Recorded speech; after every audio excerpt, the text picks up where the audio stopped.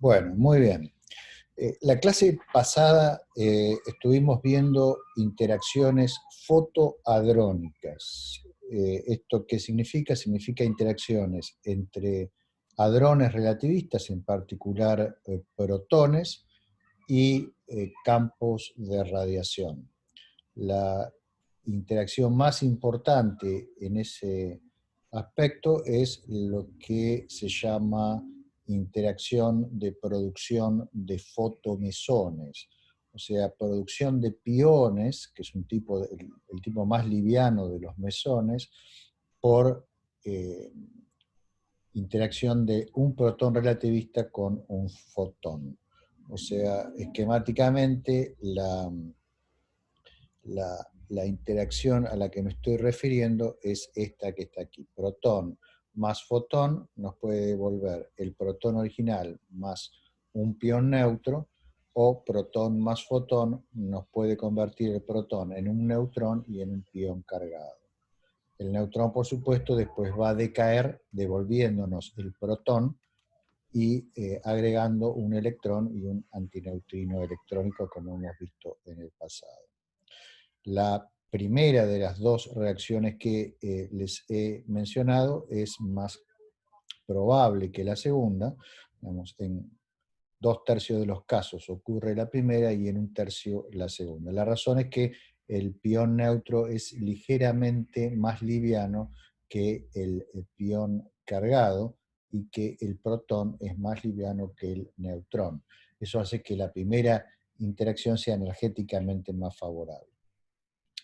Bien, estuvimos viendo que este es la reacción de umbral, pero si incrementamos la energía del protón, entonces podemos producir una mayor cantidad de partículas, podemos producir en particular un fireball, esto es, un gran número de piones neutros y piones cargados opuestamente en iguales números, de tal manera que se conserve la carga durante la interacción. Vimos que la sección eficaz para esta interacción no es una sección eficaz que se pueda calcular de primeros principios, como sucedía en el caso del scattering Compton inverso, porque la cromodinámica cuántica, las ecuaciones de la cromodinámica cuántica no se pueden resolver de la misma forma que las de la electrodinámica cuántica, que es una teoría lineal. Pero conocemos las secciones eficaces porque podemos hacer aproximaciones teóricas, por ejemplo con códigos como este código que está ilustrando aquí estos gráficos, SOFIA, y también podemos corroborar esas predicciones teóricas con experimentos de laboratorio donde efectivamente se hacen colisionar protones. Entonces, bueno, las secciones eficaces vimos que tienen un pico pronunciado alrededor de los 300 microbarns, ¿sí? O sea, 0.3 millibarns. Y ese pico está a energías por debajo del gigaelectronvolt. Si lo que buscamos es calcular la emisividad de los piones, entonces lo que tenemos que hacer es integrar la densidad de protones que están atravesando un campo de fotones con la densidad del campo de fotones y utilizar alguna parametrización adecuada de la sección eficaz para la producción de piones en interacciones protón-fotón. Y en la clase pasada les di algunas aproximaciones que son muy útiles a la hora de hacer las cuentas. En particular les di la de Kellner y Aharonian del 2015, si me acuerdo bien, no, perdón, del 2008, que es esta que está aquí, que digamos, matemáticamente es complicada, pero una vez que uno la programa después puede resolver estas integrales sin mayor problema. De hecho, esta aproximación que les acabo de mostrar en realidad es para la producción de los fotones, no de los piones. Uno puede, teniendo la distribución de los protones, la distribución de los fotones, obtener la distribución de los fotones que surgen del decaimiento de los piones neutros en la producción de los piones que están acá arriba, en esta fórmula de aquí, ¿no? Y entonces la sección eficaz se parametriza con este sigma, que es una función de eta y de x, y ese eta y x se definen en términos de la energía del protón y la energía del fotón, y el x en función de la energía del gamma saliente y la energía del protón incidente. Y bueno, estas son las expresiones complejas que permiten una parametrización que cuando uno después realiza las integrales da los resultados de emisividad gamma con una muy buena aproximación. Entonces, una vez que uno tiene la emisividad gamma, si lo que quiere calcular es la luminosidad en rayos gamma de la fuente en cuestión, lo que hace es integrar sobre el volumen de la fuente.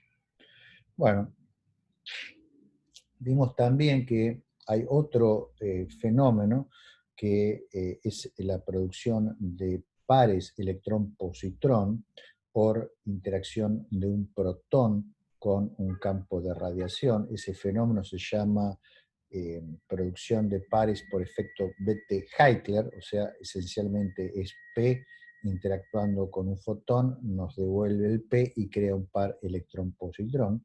Esta es una interacción electromagnética, porque el par electrón-positrón es creado por el fotón en el campo eléctrico del núcleo, o del protón, y por lo tanto se puede calcular en forma exacta usando electrodinámica cuántica, cosa que hicieron Bethe y Heitler en los años 50, y la sección eficaz para la producción de estos pares viene dada por esta expresión que está aquí abajo. Esta reacción puede ser importante en algunas circunstancias porque inyecta pares secundarios que en el medio después se pueden enfriar por otros procesos que produzcan radiación electromagnética que puede en principio ser detectable, ya sea por radiación sincrotrón o por scattering Compton inverso de los mismos fotones que han producido el efecto Bethe-Heitler, por ejemplo, ¿no? Muy bien. Vimos las parametrizaciones de las secciones eficaces que se pueden utilizar para calcular el efecto. Vimos que las pérdidas de energía por esta interacción, si bien no son catastróficas para los protones que atraviesan el campo de radiación, porque son significativamente más débiles que las por producción de piones. Los piones son mucho más masivos que son 100 veces más masivos, entonces estas pérdidas son 100 veces menos importantes a orden de magnitud.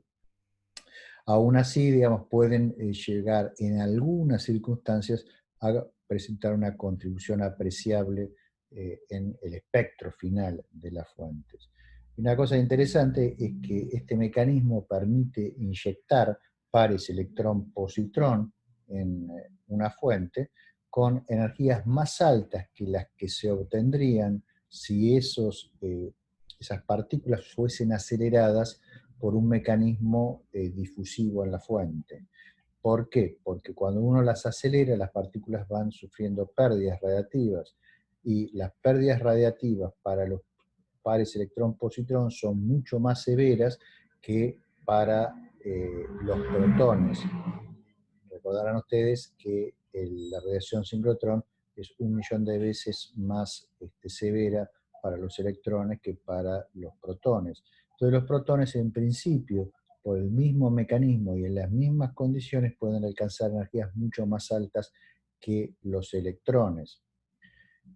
Ahora, si producimos por protones muy relativistas pares por este efecto Bethe-Heitler, esos pares van a ser creados con una energía mucho mayor de la máxima energía que obtuvieron los pares que fueron acelerados por un mecanismo desde energías muy bajas. ¿Por qué? Porque no estuvieron sujetos a pérdidas antes de ser inyectados.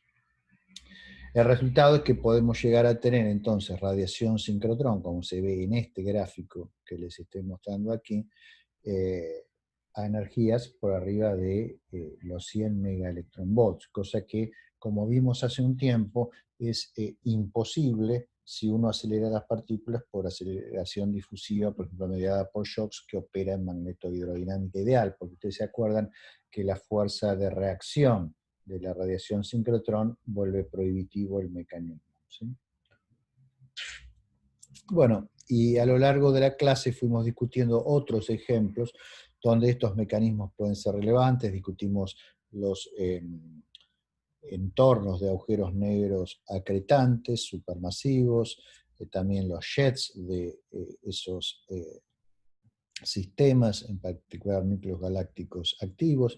En estos sistemas las radiaciones que después son sujetas al efecto de producción de fotopiones, es básicamente la radiación sincrotrón originada en la base del jet.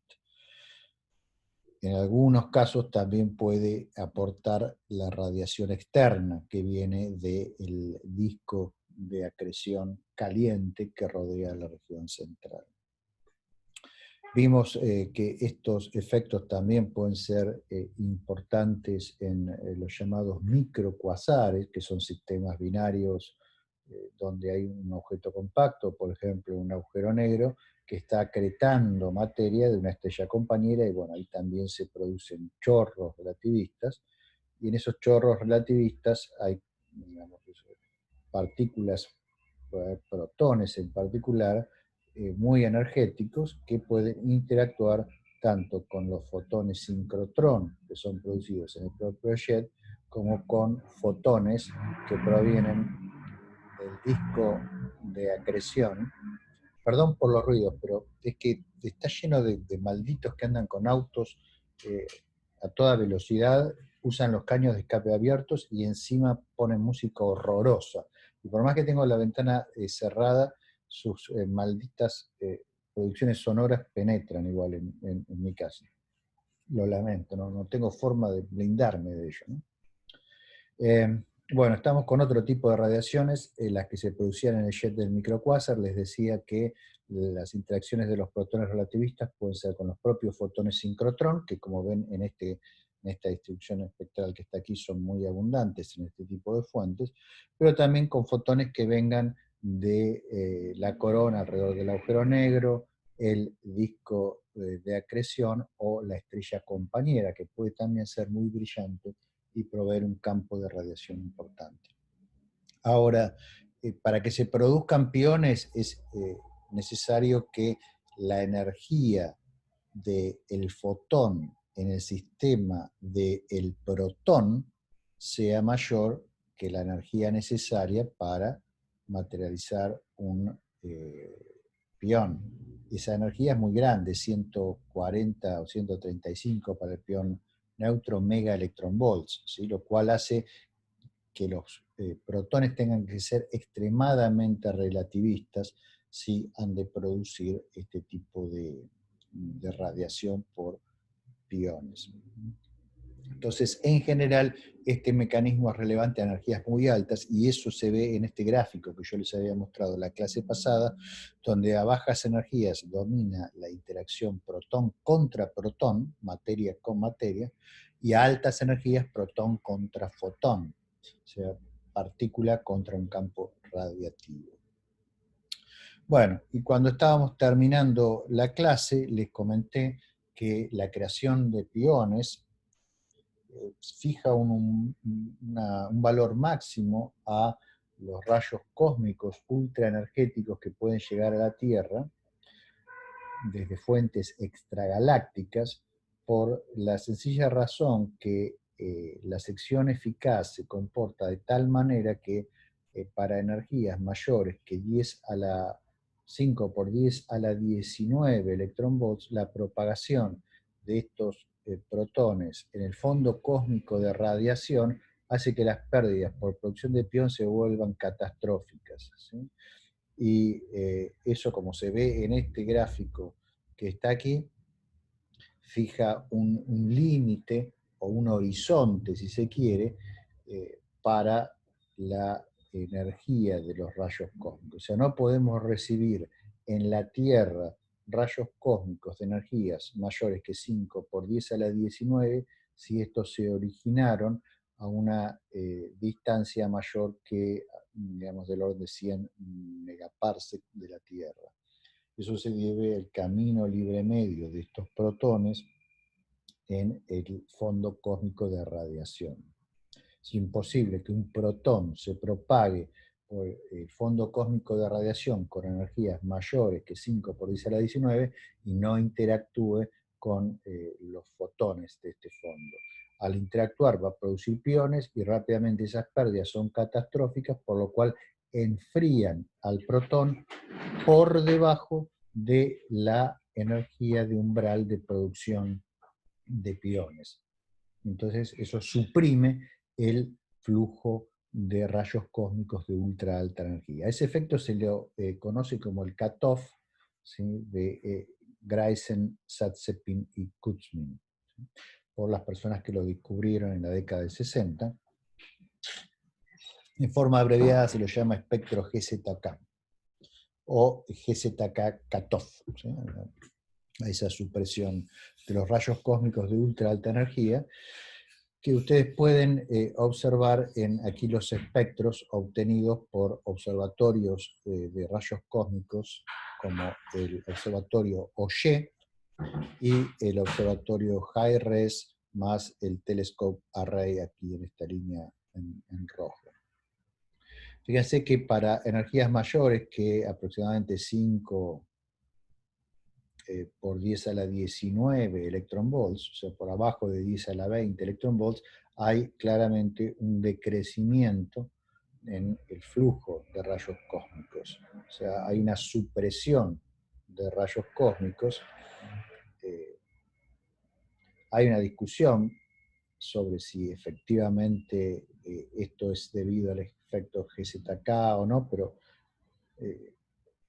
parece haber actualmente una tendencia a un acuerdo de que efectivamente esta disminución en el número de eventos no es un efecto puramente estadístico, sino realmente obedece a una supresión por ausencia de fuentes, y la ausencia de fuentes se debe precisamente a que los rayos cósmicos de energía muy, muy alta son degradados en su camino hacia la Tierra en cuanto a su energía.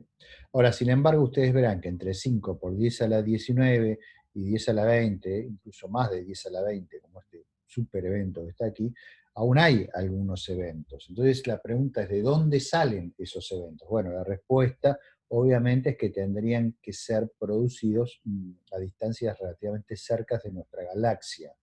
Entonces, al terminar la clase pasada, lo que estuvimos haciendo es ver algunas hipótesis sobre de dónde vienen esos rayos cósmicos de ultra alta energía. Y lo que vimos es cómo se distribuyen esos rayos cósmicos comparando con distintas clases de objetos que hay en el cielo, que en principio, debido al criterio de Hilas que vimos hace ya bastante tiempo, permitirían acelerar rayos cósmicos hasta energías del orden de 10 a la 20 y un poco más electronvolts. Y vimos que hay básicamente dos clases de fuentes que aparecen promisorias. Por un lado, radiogalaxias, como Centaurus A, que ustedes ven aquí en forma prominente y con varios eventos alrededor, aunque la significancia estadística de estos eventos todavía no es suficiente para afirmar que efectivamente hay una fuente ahí en Centaurus A, pero Centaurus A tiene características muy interesantes que lo hacen un buen candidato, cosa que con Luis Anchordoqui y Jorge Combi y Santiago Pérez Bergliafa hicimos notar hace ya un cuarto de siglo. Esto es Centaurus A, es una superposición de la imagen óptica con el telescopio espacial Hubble de la galaxia, donde ustedes ven aquí el núcleo de la galaxia y la especie de lane, se dice en inglés, una especie de barra o de franja de polvo, ¿sí?, que oscurece la región central de la galaxia por absorción. Y superpuesto tienen aquí en otro color la imagen en radio obtenida con el Very Large Array, de los jets de este sistema y los lóbulos interiores. Y por sobre estos lóbulos interiores, y con un tamaño gigantesco que excede a todo lo que se ve en esta imagen, están los lóbulos externos. Esos lóbulos externos, si uno los observa con un single dish, tienen un tamaño, cosa que yo ya he mencionado por otras razones cuando vimos radiación sincrotrón, del orden de 8 grados en el cielo. ¿Sí? 8 grados son 16 lunas llenas una al lado de la otra en el cielo. O sea, esta fuente, si uno la pudiera ver, digamos, con los ojos, sería gigantesca en el cielo, ¿no? Entonces, en esos lóbulos, en principio, son regiones muy, muy grandes, podrían acelerarse partículas hasta energías de 10 a la 20 y un poco más electronvolts. Bien, y la otra clase de fuentes son galaxias con formación estelar explosiva, digamos, que ocurren brotes de formación estelar muy, muy intensos. En esas galaxias se llaman galaxias starburst, o sea, como de explosiones de formación estelar. Y aquí hay en el hemisferio sur, visibles del hemisferio sur, una particularmente poderosa y muy, muy cercana, está apenas 3.5 megaparsecs, que se llama NGC 253 y que también ha sido estudiada por Anchordoki y por algunos de mis alumnos, por mí mismo, a lo largo de ya más de 20 años. Estas galaxias lo que tienen es, se forman muchas, muchas estrellas en la región central aquí, y eso crea una especie de burbuja muy, muy caliente, de un plasma que empieza a expandirse por su temperatura muy elevada y termina rompiendo el disco de la galaxia y produce un flujo de materia que arrastra el gas de la galaxia y que ustedes pueden ver aquí en esta superposición de imágenes ópticas con infrarrojo. Entonces aquí pueden ver el polvo que está arrastrando esta galaxia. Esta es en realidad M82, no es NGC 253. Pero NGC 253 es muy similar. Y esto también emite en rayos X hasta distancias de orden de 5 kiloparsecs de la fuente central y más. Esos supervientos galácticos, a escala galáctica ya no estelar, en principio son susceptibles de tener shocks, tanto shocks internos como shocks externos con el medio intergaláctico, y en esos shocks en principio se pueden acelerar partículas, pero hay una discusión abierta de cuál es la energía más alta que pueden alcanzar las partículas en esos shocks. Por ejemplo, Anchordoki sostiene que pueden llegar a 10 a la 20, pero en mi opinión, las condiciones que eso requiere del campo magnético y de las características tanto de la intensidad como de la topología del campo magnético no son muy realistas. Entonces, yo pienso que difícilmente, por ejemplo, hierro puede acelerarse a energías que pasen 10 a la 19 electronvolts, y Anchordoki piensa que pueden llegar a 10 a la 20. Pero bueno, es una discusión abierta que se está dando en este momento. Hasta ahí habíamos llegado la clase pasada, entonces ahora vamos a continuar nuestra exploración de los procesos de interacción de partículas que producen radiación de altas energías, y lo que vamos a hacer es estudiar primero las interacciones de protones con otros protones. O sea, lo que ahora vamos a ver, así como antes estuvimos viendo interacciones de partículas relativistas con radiación, ahora vamos a estudiar interacciones de partículas relativistas con materia, o sea, con básicamente átomos y núcleos de átomos. Y la más obvia de esas interacciones es la interacción de un protón relativista con un protón que está en principio en reposo, que tiene una velocidad no relativista, por lo cual desde el punto de vista de la otra partícula es prácticamente lo mismo que estuviese en reposo. Bien, entonces esas colisiones las estuvimos discutiendo ya cuando hablamos de colisiones de partículas al principio de este curso. Vimos interacciones hadrónicas, y ustedes recordarán que esas interacciones producen piones, ¿sí? Y bueno, si uno incrementa la energía, también pueden aparecer otras partículas más pesadas, ¿sí? Como caones y otras cosas. Pero las partículas que son producidas más copiosamente son los piones, y las principales interacciones son estas que están aquí, escritas aquí, o sea, protón más protón, que me devuelve protón más protón, me produce un pión neutro, un leading pion, que después vamos a ver se lleva aproximadamente el 17% de la energía cinética del protón incidente, y después el resto de la energía, digamos, entre el 17% y el 50% se lo lleva un fireball, que puede tener muchos piones, y la energía después se reparte entre todos esos piones, o sea, que van a ser piones de menor energía. También podemos tener reacciones de este tipo con producción de neutrones, ya sea un neutrón o dos neutrones. O sea, a medida que nos movemos hacia abajo en este... No sé si ustedes están viendo en el cursor, yo estoy usando el cursor, ¿lo están viendo ustedes? No, no sé. No, no se ve. Perdón, ahora sí. Sí, ahora sí. A medida que nos vamos moviendo hacia abajo, vamos yendo hacia reacciones que producen partículas más pesadas, entonces cada vez son menos probables. La interacción más probable es esta, después esta, después esta. Pero bueno, en estas producimos también neutrones. Bien, esto va a terminar produciendo rayos gamma en la fuente. ¿Por qué? Porque estos piones neutros van a decaer dándonos dos rayos gamma. Y los piones cargados, estos que están aquí, van a decaer y van a entregarnos primero muones, pero después cuando decaigan los muones nos van a dar electrones y positrones, ¿sí? Y esos electrones y positrones se van a enfriar por sincrotrón y por inverse Compton, y pueden terminar también produciendo emisión, ya sea en radio o ya sea en rayos gamma, de acuerdo al mecanismo. Entonces, si bien en la interacción original entre los dos protones, en esa colisión inelástica que ocurre entre ellos, no tenemos producción directa de rayos gamma, los rayos gamma aparecen muy rápidamente por el decaimiento de otras partículas.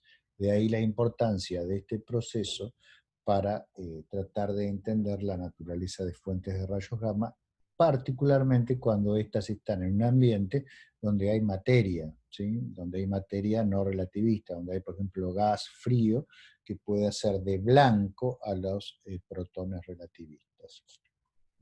Entonces, la condición mínima para que se produzca un pión neutro en una colisión inelástica entre dos protones es que la energía del protón relativista sea tal que permita, a partir de su energía cinética, eh, materializar pión, eh, un pión neutro.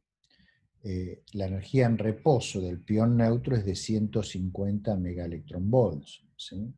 Ahora, como la condición es inelástica, ¿sí? Vamos a necesitar un poco más de energía que esa para generar el pión, y un cálculo muy sencillo muestra que es del orden de 280 megaelectronvolts la energía que necesitamos, ¿sí? Entonces, si nuestro protón tiene una energía cinética mayor que 280 megaelectronvolts y colisiona con otro protón, vamos a poder producir un pión. Ese pión neutro va a decaer, nos va a dar dos rayos gamma. O sea, este es el decaimiento, el canal de decaimiento del pión neutro que ya hemos visto. Ustedes recordarán que este decaimiento ocurre sobre escalas de tiempo del orden de 10 a la menos 16 segundos, o sea que el pión neutro no tiene tiempo de interactuar prácticamente con nada y ya decae y nos da los gamma, ¿sí? Los piones cargados positiva y negativamente, que tienen estos canales de decaimiento, produciendo muones y neutrinos y antineutrinos.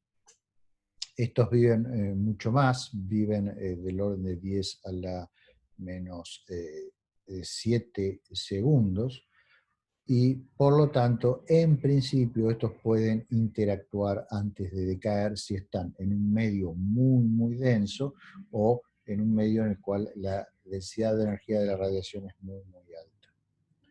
También, como son partículas cargadas, pueden en principio producir radiación sincrotrón, ¿sí? Que puede enfriarlos antes de que decaigan.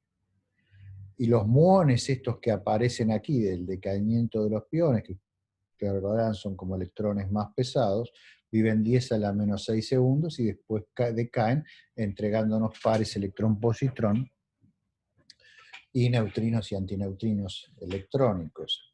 Esos muones son 100 veces más pesados que los electrones, pero pueden producir radiación sincrotrón, que si el campo magnético es intenso, también puede ser significativo, o sea que en algunas circunstancias es conveniente calcular esa radiación sincrotrónica para tener un cuadro completo de la producción electromagnética en la fuente.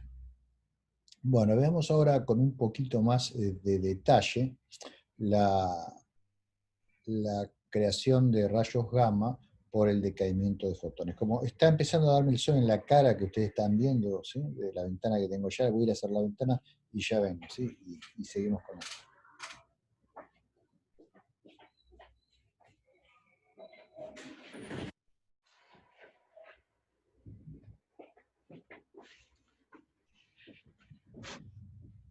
Bueno, sí, perdón por estas cosas, pero cuando uno da clase así desde la casa, bueno, pasan cosas que normalmente en las aulas no ocurren. En las aulas ocurren otras cosas, así que más o menos se va compensando. Bueno, si un pión está en reposo y decae, lo que va a producir son dos fotones, y los fotones, para que se conserve el momento, van a salir en direcciones opuestas, ¿sí? Y cada uno va a tener una energía que va a ser igual a un medio de la masa en reposo del pión multiplicado por la velocidad de la luz al cuadrado. O sea, la energía de los gamma va a ser un medio de m del pión c cuadrado. Como vimos que m del pión es 135 megaelectronvolt, la energía de esos fotones va a ser del orden de 67.5 megaelectronvolts. Ahora, rara vez un pión va a estar en reposo. ¿Por qué? Porque son producidos normalmente en colisiones de partículas relativistas, o sea que la partícula le va a transferir un momento al pión cuando lo crea. Entonces el pión va a decaer en vuelo, digamos. O sea, el pión va a moverse a una velocidad también relativista y va a decaer en dos fotones que entonces no van a tener la misma energía en el sistema del laboratorio, ¿sí? O sea, solo van a tener la misma energía en el sistema del pión en vuelo. Entonces, para analizar ese proceso, conviene ponernos en el sistema del pión. Supongamos que el pión está aquí y tiene una velocidad en esta dirección, ¿sí? Entonces, si nos paramos en el sistema del pión, lo que vamos a ver cuando el pión desaparece es que aparecen dos fotones. Uno se va a mover en una cierta dirección, formando un ángulo alfa con la dirección de movimiento original del pión, y el otro va a salir en la dirección exactamente opuesta para que se conserve el momento, ¿sí? El momento total tiene que ser cero de los dos piones en el sistema de referencia del pión, ¿sí? Donde todo estaba en reposo. Entonces, el ángulo con la dirección de movimiento que va a tener el segundo de los piones va a ser alfa más pi, para dar media vuelta, ¿sí? Bien, entonces tenemos esos dos fotones que están siendo producidos, pero bueno, es un proceso estocástico, o sea, pueden salir con una dirección alfa, un ángulo alfa, y después pueden salir con otro ángulo alfa prima, y pueden salir en realidad en cualquier dirección. De hecho, van a estar siendo emitidos isotrópicamente, ¿sí? No hay una dirección preferencial para la emisión de esos fotones cuando decae el pión. Por lo tanto, la distribución de los fotones, al ser isotrópica, va a ser proporcional al seno del ángulo, como toda distribución isotrópica. Eso lo representamos escribiendo la derivada del número de fotones respecto del ángulo sólido, ¿sí?, por la unidad de ángulo sólido, o sea, el número de fotones emitidos entre el ángulo alfa y alfa más un pequeño diferencial de alfa, va a ser igual al seno del ángulo del diferencial de alfa. Bien, podemos entonces calcular la energía de los fotones en el centro de masa del sistema, y esa energía, como dijimos, es la mitad de la energía en reposo del pión neutro. Si ahora cambiamos al sistema del laboratorio, entonces nos va a aparecer este factor de Lorentz aquí, que está relacionado con la energía, con la velocidad del pión. La velocidad del pión en unidades de C es beta pi, entonces acá tengo 1 sobre la raíz cuadrada de 1 menos beta pi al cuadrado, que es el factor de Lorentz del pión original. Y tenemos el factor 1 menos beta coseno del ángulo, como siempre. Bien, entonces fíjense que si diferencio esta expresión que tengo aquí, ¿sí?, acá la diferencial del coseno de alfa me va a dar este seno de alfa, diferencial de alfa, y como tenía que el seno de alfa, diferencial de alfa, era igual a la derivada del número de fotones emitidos respecto del ángulo, reemplazo esto por esto aquí, y me queda esta expresión que ustedes están viendo aquí, para el diferencial de energía de los fotones que están siendo emitidos. Bien, usando esta relación, puedo reescribir esa expresión como la derivada, la diferencial del número de fotones respecto del ángulo, ¿sí?, de esta manera, lo cual me da 2 sobre la raíz cuadrada de la energía al cuadrado de los piones menos el cuadrado de la energía en reposo de los piones, ¿sí?, esta energía total. Bien. Entonces, esta expresión es la que, digamos, después voy a utilizar a la hora de calcular la emisividad, porque esto es para un pión, ¿sí? En cuanto a cómo es el rango de energías en el sistema del laboratorio para los fotones que son producidos en el decaimiento del pión en vuelo, bueno, estas energías van a estar comprendidas entre los dos ángulos extremos, o sea, cuando el fotón se me viene hacia mí, cuando el fotón se aleja de mí, que los puedo calcular de la expresión que teníamos, considerando los dos casos extremos para el coseno de tita, cuando el coseno de tita vale 1 y cuando el coseno de tita vale menos 1. Entonces, bueno, lo que me queda es que voy a tener la energía de los fotones entre estos dos límites, ¿sí? Entonces, si yo hago un gráfico de los fotones producidos en función de la energía, voy a tener un gráfico que va a tener un centro, digamos, en la energía en reposo de el pión que se está desintegrando, dividido 2 porque me está dando 2 fotones, o sea, en 67.5 MeV, ¿sí? Y, digamos, debido a cómo es esta expresión que está aquí, bueno, lo que voy a obtener es pequeños rectángulos, ¿sí?, donde voy a tener que el área debajo de cada uno de esos rectángulos, cuando yo integro el número total de fotones sobre la energía, me va a tener que dar 2, porque estoy produciendo 2 en cada decaimiento. Entonces, digamos, si yo extiendo los extremos de la integral, lo que voy a hacer es bajar el pico para que me siga dando 2. De ahí la forma, en inglés se dice bump, sería como montañita, que presenta la distribución de fotones que se producen por el decaimiento de los iones.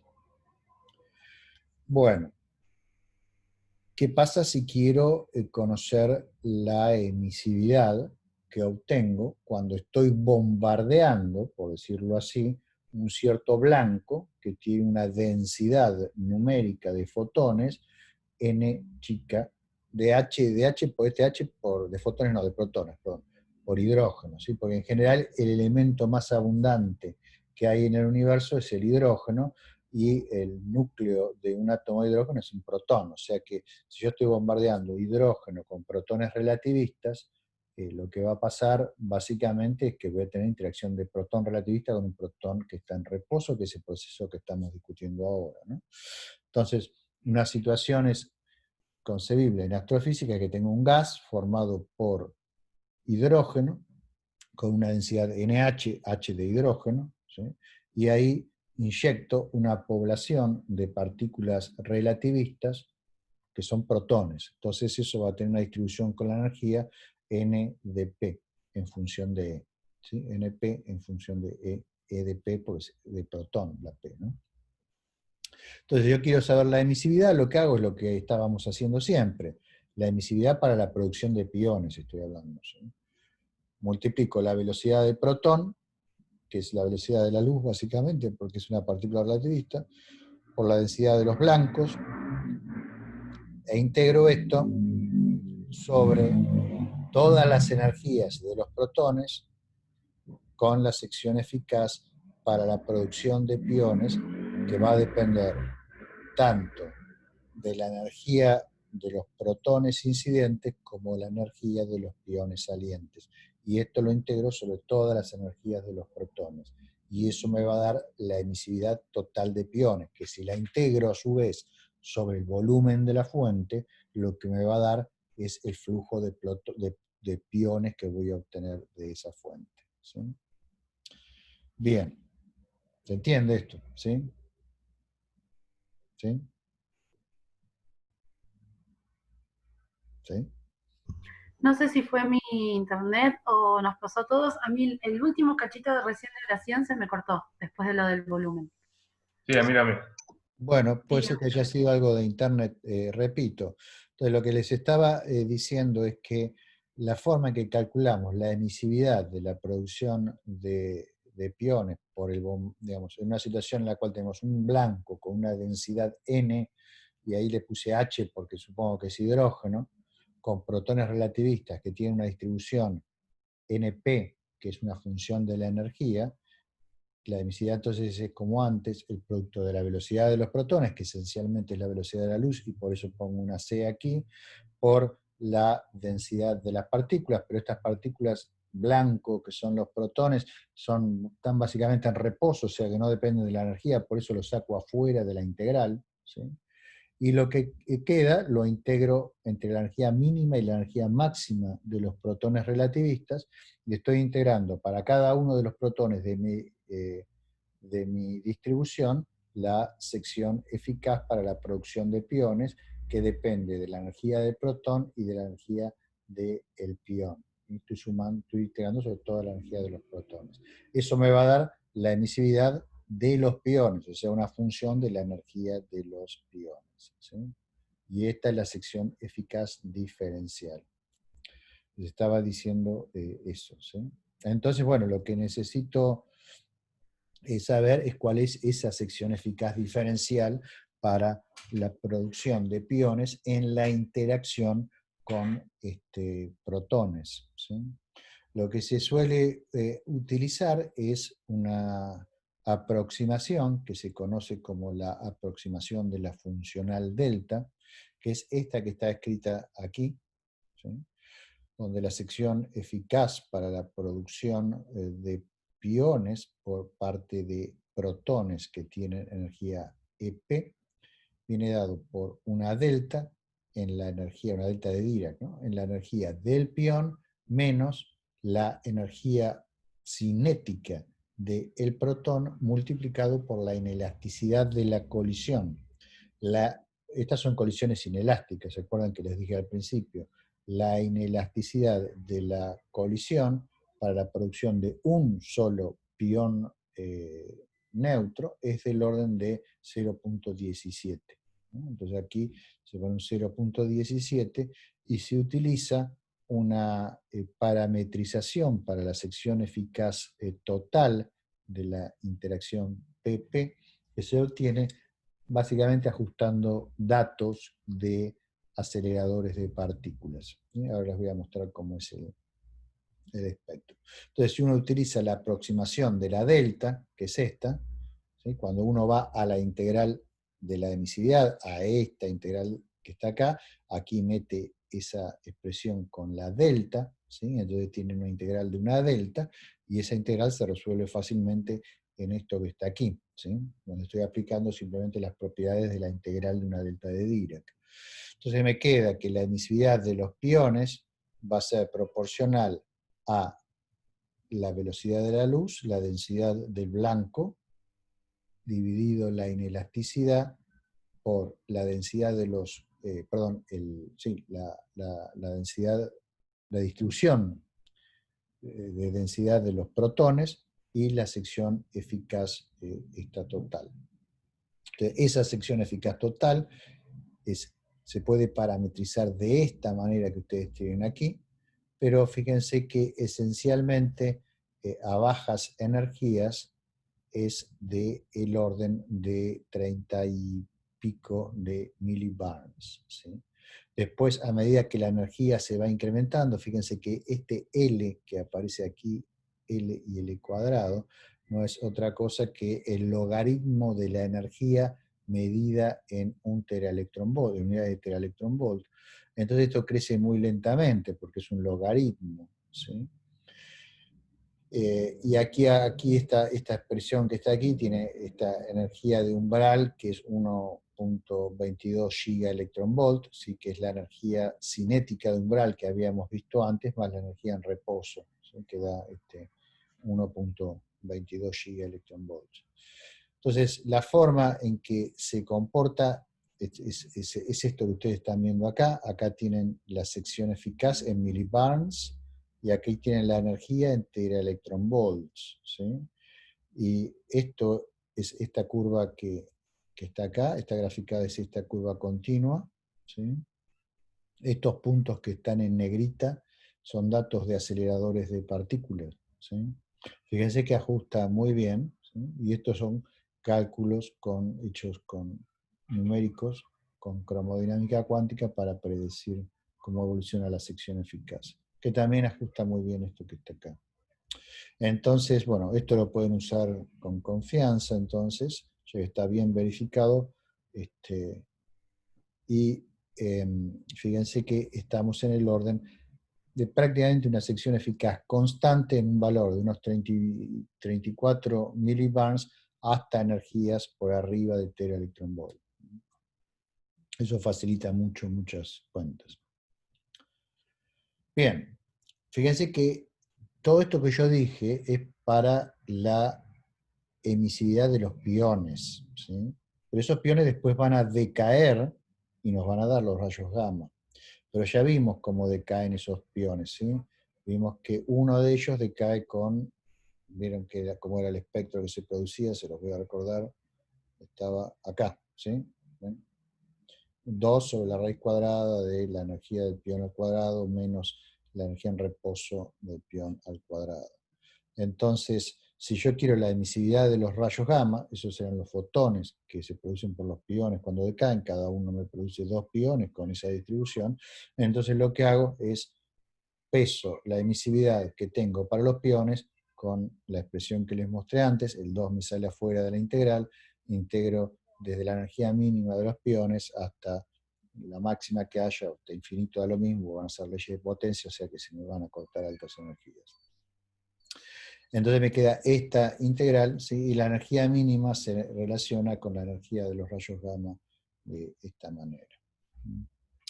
Entonces, fíjense que los fotones que van a salir esencialmente van a ser gamma, Y por ahí, esa es la razón por la cual estoy poniendo, en vez de pH acá de fotón, le estoy poniendo directamente gamma, ¿sí? O sea, la energía, el espectro que va a salir de fotones de aquí, se va a extender desde una energía mínima, que va a ser un poco más chica que la energía de threshold para la producción de los piones, hasta una energía máxima que va a ser del orden del 10% de la energía de los protones que están produciendo las interacciones, ¿sí? Los protones relativistas. ¿Eso por qué? Del orden del 10%, porque dijimos que la inelasticidad es del orden de ese orden, del 17%. Bien, entonces con esta emisividad, esto se calcula numéricamente, por supuesto, una vez que uno tiene la emisividad, se integra esto sobre el volumen de la fuente y lo que obtiene es la luminosidad de la fuente. Y aquí está el resultado de un cálculo de ese estilo. Una cosa interesante es que si uno introduce una ley de potencia en los protones que están irradiando ese blanco formado por núcleos o por hidrógeno, digamos, por materia inerte, entonces el espectro de fotones que va a obtener también va a ser una ley de potencia. Y el índice espectral del flujo de los fotones va a ser igual al índice espectral de la ley de potencia que yo inyecté en protones relativistas, ¿sí? Aquí, como lo que estoy mostrando no es flujo, sino es luminosidad por unidad de área, ¿sí? Esto está multiplicado básicamente respecto del flujo por E al cuadrado, entonces me queda un espectro chato, ¿sí? O sea, en vez de ser como E a la menos 2, que es lo que se está inyectando para hacer esta cuenta, ¿sí? Como lo tengo multiplicado por E al cuadrado en el gráfico, esto queda chato, pero si lo pienso en flujo, el espectro también es de E a la menos 2, ¿sí? Entonces, bueno, eso es una consecuencia de resolver esta expresión que está aquí, perdón, sí, esta expresión que está aquí para la emisividad de los fotones que surgen en la interacción de los protones con el blanco. Bien. ¿Se entiende lo que estoy diciendo?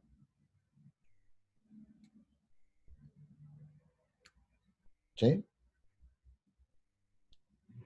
Dígame, si no se entiende, repito.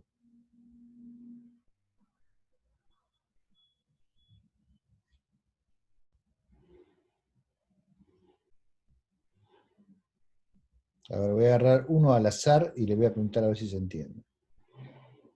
Tomás. ¿Se entiende, Tomás?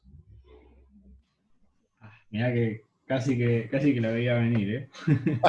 Eh, em, em, No se entiende nada. Bueno, ¿qué es lo que no se entiende? Perdón, ¿podrías ir un par de diapositivas para atrás? A ver, ya te digo cuál. Una más atrás, podría ser. No, a partir del decaimiento de los piones, la parte de cómo se producen. Ay, perdón. A ver, perdón, ¿podrías volver a Hagamos la. así, mira, a ver, Sí. voy a tratar de digamos, describir conceptualmente qué es lo que estamos haciendo, ¿sí? O sea, nosotros tenemos interacción de un protón relativista con un protón que está en reposo, ¿sí? Es una colisión inelástica. En esa colisión inelástica, si la energía cinética del protón es mayor que un cierto umbral, se produce un pión neutro. Ese pión neutro va a decaer produciendo rayos gamma. Entonces, toda esa cadena de interacciones tiene un estadio intermedio, que es la producción de piones, y un estadio final, que es la producción de los fotones, ¿sí? Pero lo que Claro, yo nosotros queremos, seguí. sí, Perdón. No, termina, perdón. lo que nosotros queremos es calcular el espectro de esos fotones emergentes de la interacción protón-protón. Entonces, tenemos que pasar por la escala intermedia de saber cómo es la distribución de los piones que se van a generar, ¿sí? Entonces, para eso calculamos la emisividad de piones debido a la irradiación por protones de una un blanco que lo definimos como hidrógeno en reposo, esencialmente con una cierta densidad, ¿sí? Entonces, lo que vimos es, en la transparencia anterior a esta que estoy mostrando ahora, es que esa emisividad de los piones, ¿sí?, va a ser, como siempre que calculamos antes emisividades, el producto de la velocidad por la densidad del blanco, que es la densidad de los protones, que en este caso es el gas de hidrógeno, que como básicamente está en reposo, no depende de la energía, y por eso lo saqué fuera de la integral, y luego lo que me queda es la integral sobre la energía de los protones, ¿sí?, de la distribución de los protones, con la sección eficaz de producción de piones por interacción con protones. Entonces eso depende de la energía de los protones y de la energía de los piones. Y esto lo sumo para todas las energías de todos los protones que van a estar interactuando. Entonces eso me va a dar la emisividad que solo va a depender de la energía de los piones. Va a ser la emisividad de los piones, ¿sí? Entonces, para poder calcular esto, lo que yo necesito saber es cómo es esta sección eficaz. Entonces, para esa sección eficaz, lo que yo les di es lo que se conoce como la aproximación delta para la sección eficaz, donde básicamente lo que hay es una delta de Dirac que se evalúa en la diferencia de la energía del pión con el producto de la inelasticidad de la interacción por la energía cinética del protón. Entonces eso solo toma valor cuando estas dos cosas son iguales, si no todo otro rango es cero, ¿sí? Pues una delta de Dirac. Y estoy multiplicando la sección eficaz total de la interacción, ¿sí? Entonces, cuando esto lo meto en la ecuación que teníamos antes, me queda la integral acá con la delta de Dirac metida acá, y me da esto que está acá abajo, ¿sí? Entonces, lo que me falta para terminar la cuenta y saber cuál es la emisividad de los piones, es saber qué pongo aquí en la sección eficaz total de interacción protón-protón. Y esa sección eficaz es lo que decíamos, está parametrizado en base a datos de laboratorio y cálculos numéricos hechos con cromodinámica cuántica, que es esta que está aquí, ¿sí?, que viene valiendo aproximadamente 34 millibarns a energías por abajo del teraelectronvolt, y es aproximadamente constante en ese rango de energía. Si después me voy a energías mucho más altas, ¿sí?, bueno, la sección eficaz empieza a crecer como ustedes ven aquí, ¿no? Entonces, con esta expresión, esta parametrización, yo vuelvo a las fórmulas que tenía antes, y ahora lo que hago es trato de ir de la distribución de los piones, que ya sé cómo calcularlos, a la distribución de los fotones que vienen del decaimiento de esos piones. Entonces ya habíamos visto cómo es la distribución del decaimiento de un único pión, entonces multiplico eso por la emisividad esta de los piones y me va a dar la emisividad de los gamma, ¿sí? Este 2 viene porque se producían dos piones, este es el mismo factor que tenía cuando vi para lo que pasaba para el decaimiento del pión en vuelo. Esta es la energía del pión, esta es la energía en reposo del pión, están las dos al cuadrado, y esta es la emisividad de los piones que acabo de calcular con la delta de Dirac y con esa sección eficaz que les acabo de mostrar. ¿Y qué hago? Para obtener los rayos gamma totales que voy a obtener, o la emisividad de rayos gamma total que voy a obtener, integro sobre toda la energía de los piones, o sea, de la energía mínima de los piones hasta donde dé. Y estoy sumando sobre las energías de los piones. Entonces eso me da la emisividad de rayos gamma. Integro después esta emisividad de rayos gamma sobre la fuente, y lo que obtengo es la luminosidad de la fuente en rayos gamma, ¿sí?, que es lo que les estaba mostrando en el gráfico cuando hice la pregunta. Y les estaba comentando que el resultado es que el espectro original de los protones se transfiere al espectro de los rayos gamma que se están generando. O sea, si inyecto una población de protones relativistas con un índice espectral de -2, que es lo que estoy haciendo en este ejemplo que está graficado aquí, que es esta, lo que voy a obtener es una población de fotones que en flujo va a tener también un espectro que va a ir como E a la -2, como la energía de los fotones a la -2, cuando inyecté energía de los protones a la -2, ¿sí? En el gráfico que yo les estoy mostrando es un gráfico de luminosidad, por eso está multiplicado por la energía al cuadrado, ¿sí? Entonces, en vez de aparecer E a la -2, me aparece a la cero, pero está mostrando el mismo efecto. ¿Se entiende? Sí. ¿Sí? ¿Se entendió? Bien.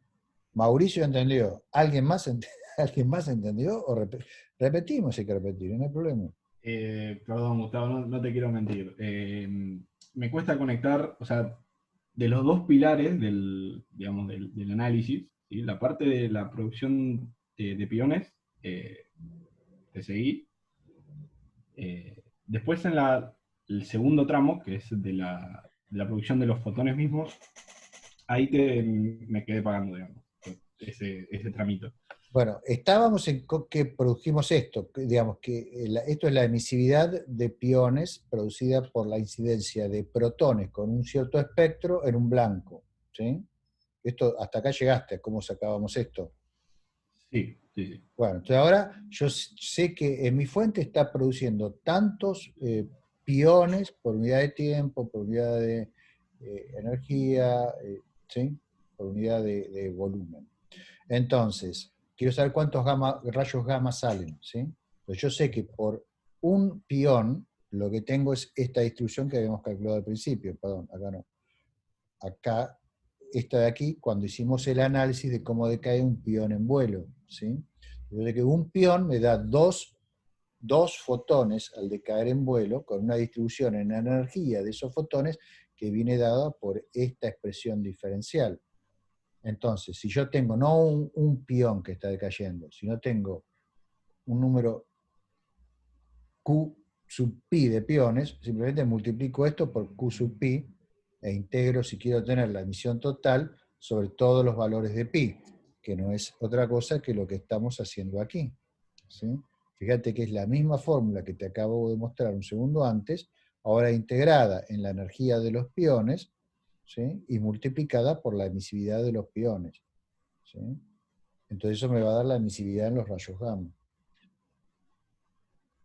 Estoy simplemente Bien. repitiendo el análisis para cada uno de esos piones que acabo de generar en la colisión de protones con los blancos, ¿sí? Entonces, el Bien, o sea, resultado, la diferencia está en que ahora sí es dependiente de lo que inicialmente te había dado para los piones. Entonces, la producción de fotones, dado que, bueno, el proceso o de sea, yo cambios. al principio que hice fue relacionar el decaimiento de un pión con el espectro de rayos gamma que me da eso, ¿sí? Después, ¿qué hice? Calculé la emisividad de irradiar un blanco con protones en piones, o sea, cuántos piones voy a producir por ese proceso de irradiación de un blanco por una población de protones. Y después combino las dos cosas para saber cuántos rayos gamma me van a salir de esa irradiación. Y lo que necesito entonces es simplemente multiplicar lo que sé que me da un pión por la cantidad de piones que generé en la interacción de mis protones con el blanco, que es esta, en el fondo es esta integral que está puesta acá. ¿Se entiende? Sí, sí, hay mucho mejor. Bien, entonces eso nos va a dar un espectro que, como les decía, es una ley de potencia, ¿sí? O sea, va a respetar el hecho de que si yo utilizo una ley de potencia para irradiar el blanco, lo que me va a salir en fotones, o sea, en rayos gamma, va a ser también una ley de potencia. Y el índice espectral va a ser el mismo. Hasta ahí habíamos llegado, y entonces antes de ir a arreglar el mate, lo que les quiero contar es cómo son las pérdidas para el protón, porque todo esto es la radiación producida, pero el protón original que yo inyecto en el blanco, que tiene una densidad NH, ¿sí? Va a ir perdiendo energía a medida que se va moviendo por dentro de ese blanco NH, porque cada una de las colisiones inelásticas va perdiendo una fracción de su energía cinética y en algún momento se va a frenar, ¿no? Entonces, ¿cómo es la pérdida de energía? ¿Cómo es la derivada de la energía del protón respecto del tiempo? Que eso es importante porque nos caracteriza la eficiencia de este proceso, ¿sí? Entonces, siempre que vemos un proceso radiactivo, vemos cómo son las pérdidas asociadas a ese proceso radiactivo para las partículas involucradas. Pues para este caso, que son interacciones protón-protón, las obtenemos de la misma manera que las estábamos obteniendo antes. Multiplicamos la velocidad de la partícula por la densidad del medio en el cual se propaga, que es el blanco con densidad NH, que es la densidad de protones en reposo o de núcleos de hidrógeno, como ustedes quieran, por la inelasticidad total de la interacción. ¿Sí? La inelasticidad total es del orden de 0,5, ¿sí? La inelasticidad total. La inelasticidad para la producción de un pi0, del leading pi0, o sea, si vamos al principio de todo, acuérdense que cuando chocan se produce el leading pion, que se lleva el 17%, y se produce en todo esto, que se lleva el resto. ¿Sí? Entonces, la inelasticidad total, o sea, la fracción de energía cinética que pierde el protón en cada interacción, eso es este K que aparece aquí, que es lo que importa cuando uno calcula las pérdidas, pues ya no te importa a dónde va la energía, sino simplemente cuánta energía se va, eso es 0,5. ¿Sí? O sea, el 50%. Cada vez que choca, pierde el 50% de su energía. Por la energía del protón, por la sección eficaz de interacción, ¿sí? Y con una delta, acá una función de Heaviside, perdón, esto es una función escalón, que me corta la pérdida si caigo por debajo de la energía umbral para la producción de los piones. Obviamente, si mi protón tiene menos energía que la energía mínima para producir un solo pión, no tengo pérdidas, ¿sí? De ahí que pongo una función escalón que vale 0 cuando esto que está acá adentro es menor que 0 y vale 1 en otro caso. ¿Sí?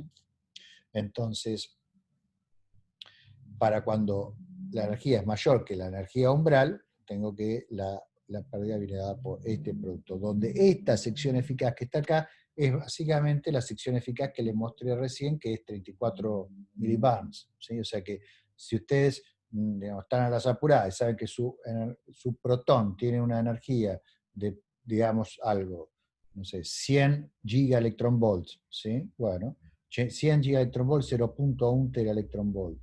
Bueno, entonces 0.1 teraelectronvolt es 0.1 ergio.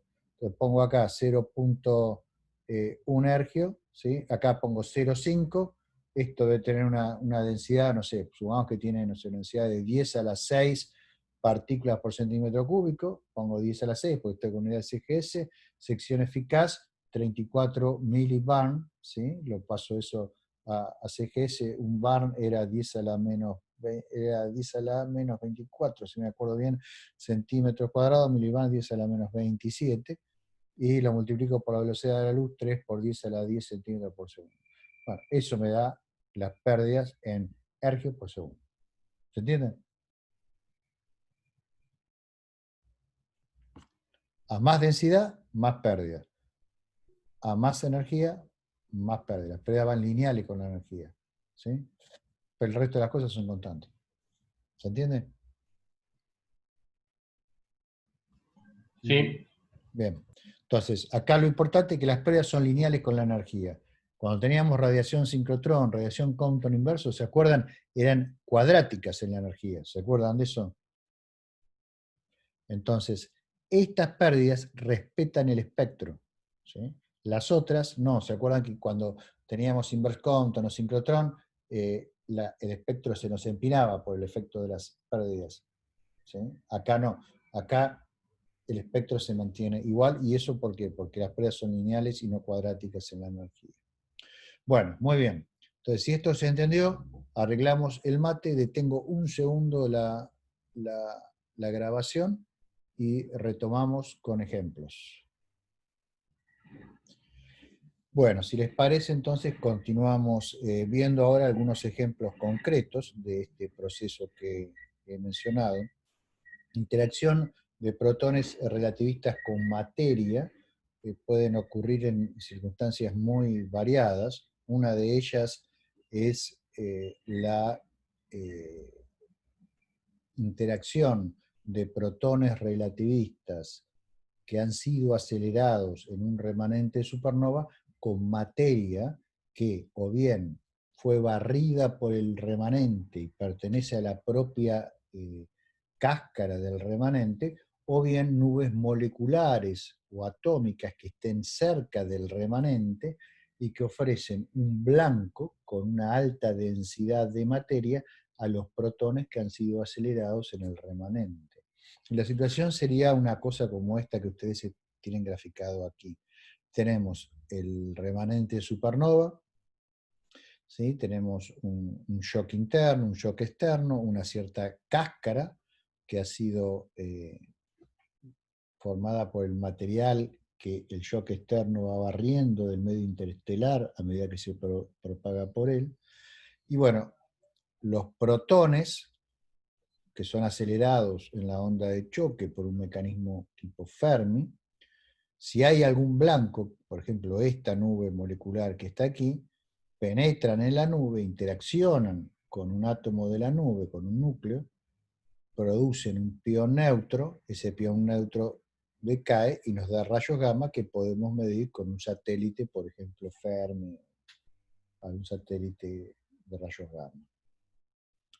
Ahora, los electrones, que también son acelerados por la onda de choque, producen radiación sincrotrón en el campo magnético.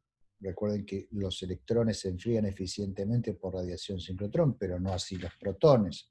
Entonces los electrones producen radiación sincrotrón que va desde radio hasta rayos X, como hemos visto en el pasado, y eso lo puedo detectar con, por ejemplo, un radiotelescopio. Acá tiene el radiotelescopio de LIAD, ¿sí? Entonces, combinando observaciones en radio con observaciones en rayos gamma, puedo llegar a tener una idea de cómo están distribuidas las partículas relativistas en el remanente, y además, si tengo información sobre la presencia de materia, puedo calcular la luminosidad de rayos gamma debido a las interacciones hadrónicas, y comparar esa luminosidad de rayos gamma debido a las interacciones hadrónicas con, por ejemplo, los rayos gamma que pueden ser producidos por estos mismos electrones que dan lugar al sincrotrón cuando hacen, por ejemplo, scattering Compton inverso con fotones del fondo cósmico de radiación, que también van a producir rayos gamma si los electrones son suficientemente relativistas. Ahora, es muy difícil desentrañar en rayos gamma de qué proceso es responsable por lo que estoy viendo.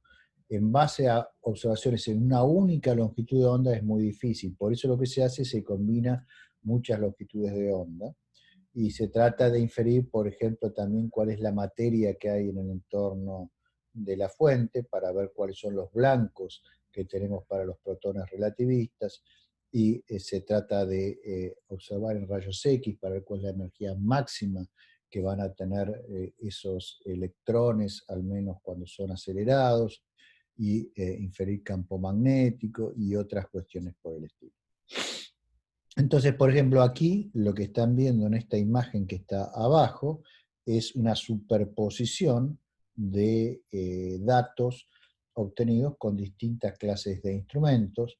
Tenemos en este color, digamos, amarillo, la fuente de rayos gamma, ¿sí? Normalmente la resolución de los distintos instrumentos es diferente, entonces a veces en una longitud de onda vemos una imagen con buena calidad de resolución angular, con mucho detalle, y en otra longitud de onda no, vemos un manchón, que es lo que pasa en rayos gamma, ¿no? En rayos gamma sabemos que esta fuente está emitiendo rayos gamma, pero de su morfología no podemos decir gran cosa, es un manchón y viene un montón de rayos gamma de ahí.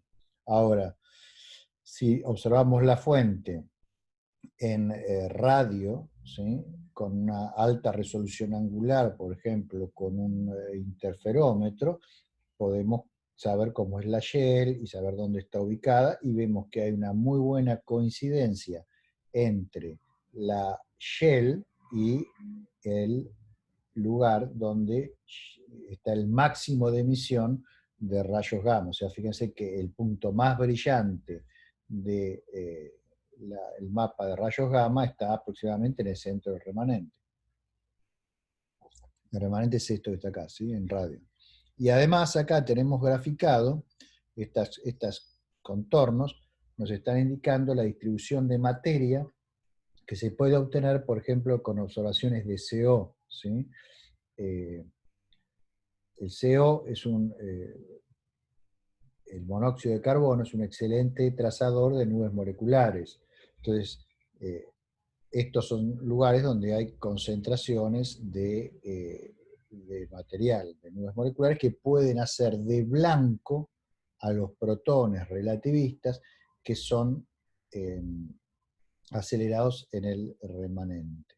Entonces fíjense que la región donde está en las nubes tenemos emisión de rayos gamma, o sea, la fuente de rayos gamma es extendida y abarca también la nube, pero no tenemos digamos, un exceso de emisión sincrotrónica que es producida por electrones. Entonces esto parecería ser un buen candidato para una fuente de rayos gamma de origen hadrónico, donde los gamma son el producto de la interacción de protones relativistas acelerados en el remanente con el material molecular con el cual se ha encontrado el remanente en su expansión.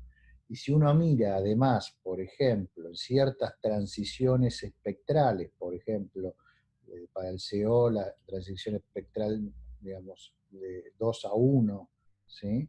Que indican que el material molecular está excitado por un shock, entonces, bueno, uno tiene alguna evidencia de que el shock del remanente se expandió y llegó hasta la nube y hay una interacción física entre el remanente y la nube, porque podría ser el caso que la nube esté más adelante o más atrás, ¿sí? Y no exactamente interactuando con el remanente. Entonces, cosas como máseres, ¿sí? O como líneas espectrales de muy alta excitación, son indicativas de que el shock interactuó físicamente con la nube molecular y eso indica proximidad y por lo tanto podemos esperar que el espectro de los protones que son inyectados en la nube sea similar al espectro de los protones en el propio remanente, ¿no?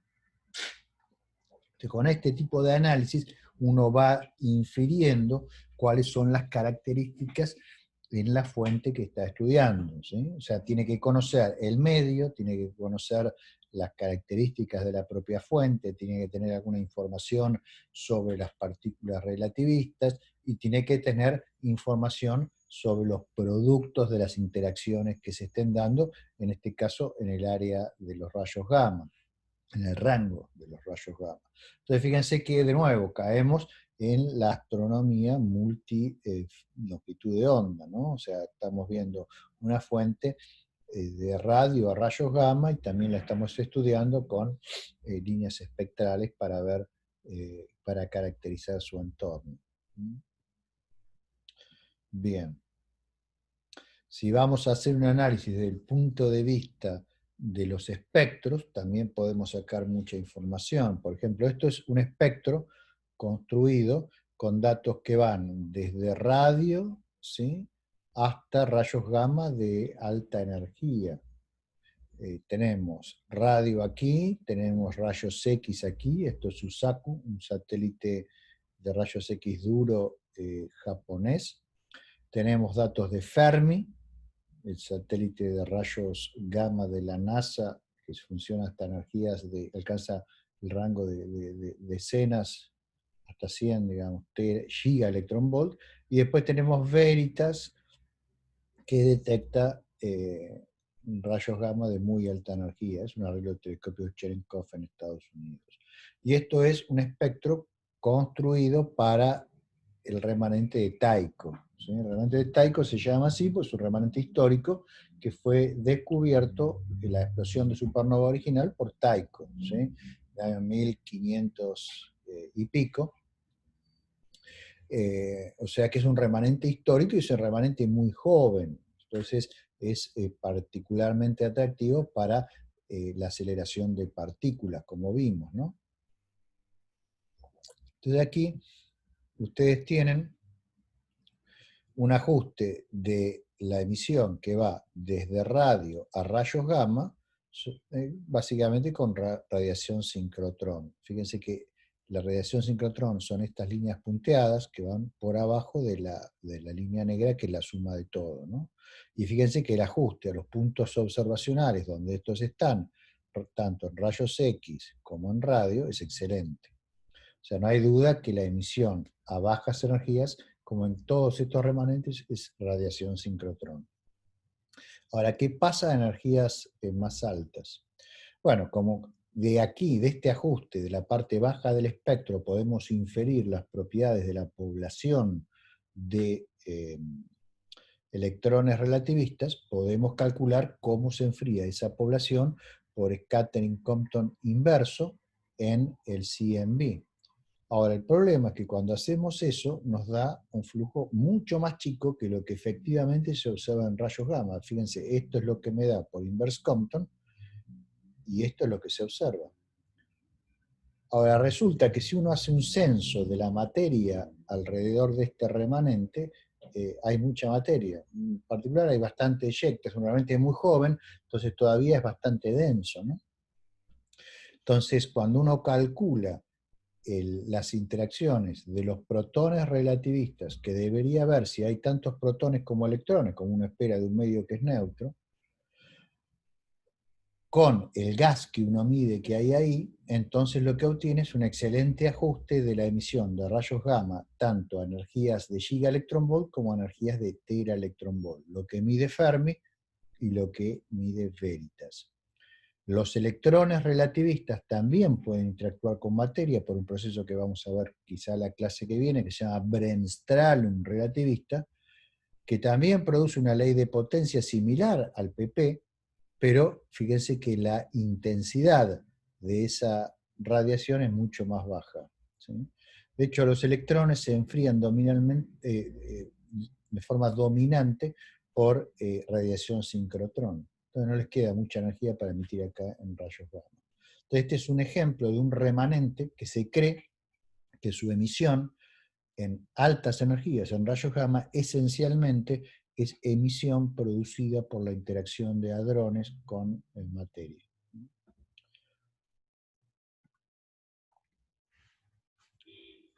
Bueno, acá hay otro ejemplo, ¿sí?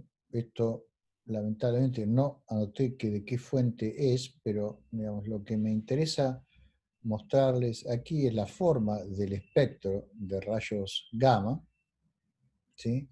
Que fíjense que a bajas energías, cuando llegamos a energías del orden de 10 a los 8, muestran el típico bump, ese que habíamos visto que se produce en la emisión de rayos gamma, ¿sí? Y aquí está comparado con otras formas de radiación. Esto probablemente sea algún remanente supernova, pero con un salame no me olvidé de anotar cuál es la fuente, y bueno, ahora no se las puedo decir. Aquí hay otros ejemplos de remanentes de supernova y el ajuste de la emisión que presentan a altas energías en rayos gamma por mecanismo protón-protón. O sea, interacción de protón con gas ambiental, protón relativista acelerado en remanente con gas ambiental que produce piones neutros que decaen y nos dan los rayos gamma. Ese sería el mecanismo. Este que está aquí es el remanente W44, ¿sí? Y este es el ajuste de los rayos gamma, ¿sí? Entonces, esto es lo que uno espera por decaimiento de piones, o sea, altas energías, como ven, es una ley de potencia. La ley de potencia tiene un espectro que es similar al espectro de los protones relativistas. A bajas energías tenemos el bump que aparece, ¿sí? A energías del orden de la energía en reposo de la mitad de la energía en reposo del pión, ¿sí? Que es la energía mínima que adquieren los gamma. Y el otro ejemplo es otro remanente bastante conocido, sí, un segundito, ya voy, que es IC443, que también parece estar en interacción con una nube molecular, ¿sí? También aquí está el ajuste del espectro en altas energías por el decaimiento de los piones. Sí, perdón, ¿quién quería preguntar algo? Yo, Carolina, pero no sé si Sí. quedarme hasta el final con la duda o No, ya, como ya te quieras. interrumpí. Ya que preguntás ahora, preguntá. Sí, ya te interrumpí. Eh, lo que pasa es que me quedé con la duda de hace como 3 diapositivas atrás respecto a la distribución de la materia. Ahí está. La Esto que está aquí, distribución, esto que está aquí. sí. ¿Cómo, cómo es que a esa densidad de materia es tan diferente con la emisión de fotones, la distribución? Mm, No sé a O qué sea, emisión en de el fondo, ¿por fotones te qué es referís. tan diferente? Digamos, lo que acá está mostrando las líneas estas en negro son, digamos, son isofotas, líneas de igual intensidad de emisión de línea. ¿De qué línea? De líneas de CO que son indicadoras de la presencia de átomos de CO. Entonces lo que se está mapeando, de acuerdo a la intensidad de CO de esas líneas, es la cantidad de átomos de CO que hay, ¿no? Entonces tenemos concentraciones de CO acá, acá y un poquitito acá. Entonces, lo que muestra la imagen es que, digamos, este remanente está en interacción con esa nube de CO. Y la región de interacción, que es esta donde estoy pasando el cursor ahora, está también localizada en el área donde está el máximo de la región de emisión de rayos gamma, que es lo que está medio ahí en amarillo, ¿sí? Claro, en rayos gamma la resolución angular es muy pobre comparada con la resolución angular que se puede tener en radio. O sea, en radio, si ustedes miran el remanente, ven rasgos muy detallados, ¿no es cierto? Ven la shell, ven un montón de cosas. Rayos gamma no, se ve un manchón, pero lo que podemos decir es que el centro de gravedad de ese manchón, donde el centro de gravedad lo estoy usando con comillas, ¿sí? Está cerca de la región de interacción entre el remanente y el exceso de materia que estamos detectando ahí por nuestras mediciones con líneas espectrales. ¿Se entiende? Sí, ya me queda mucho más claro. Bien, fíjate, mira, por ahí lo puedes visualizar a través de este grafiquito que está aquí al costado que no lo mencioné. Digamos, es muy similar a este, pero acá hay un par de nubes, ¿sí? Vos podés imaginar como que estas nubes, ¿sí? Son estos puntos que están acá, este y este, ¿sí? Entonces, los protones que son acelerados en este remanente se inyectan adentro de esta nube y se producen por pión neutro estos rayos gamma que van a parar a tu ojo, que sería lo que sale de acá y lo que sale de acá.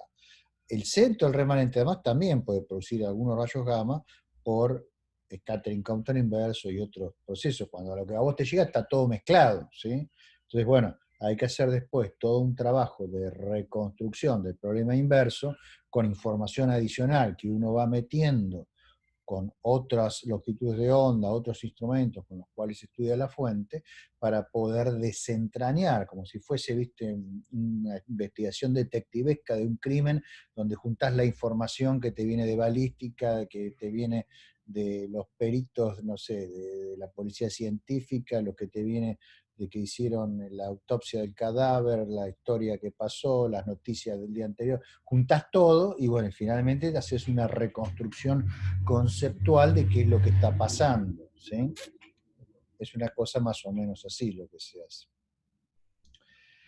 Bien, Gustavo, sí. Gustavo, perdón, y el centro de la shell, digamos, de lo que está en ondas de radio, también está, no está en el centro de la densidad en rayos gamma.